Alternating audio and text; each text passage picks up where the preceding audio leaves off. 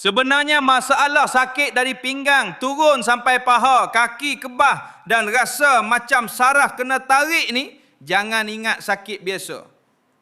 Ramai sangka sebab penat atau faktor usia. Padahal bila saraf mula tertekan, rasa sakit boleh menjalar sampai ke betis dan tapak kaki. Aku pun pernah alami benda ni. Mula-mula cuma rasa tak selesa bila duduk lama. Lama-lama nak bangun, nak drive, nak sujud masa solat, malah nak tidur malam pun rasa mencucuk, kebas dan macam kena renjat elektrik. Bila aku mula faham punca sebenar, barulah aku cari ikhtiar yang sesuai.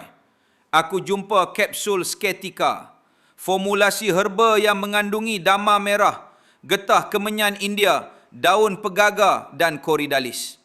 Apa yang buat aku lebih yakin, produk ni telah diuji oleh Makmal Allied Chemist dan mempunyai Certificate of Analysis sebagai bukti ujian keselamatan produk. Lepas aku amalkan secara konsisten, aku mula rasa perubahan dalam rutin harian.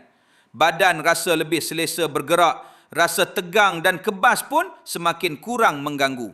Aku rasa lebih yakin nak buat aktiviti harian tanpa rasa terbatas macam dulu.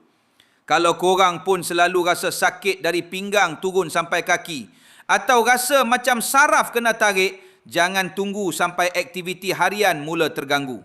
Tekan beg kuning sekarang dan tengok promosi kapsul Sketika yang masih berlangsung hari ini.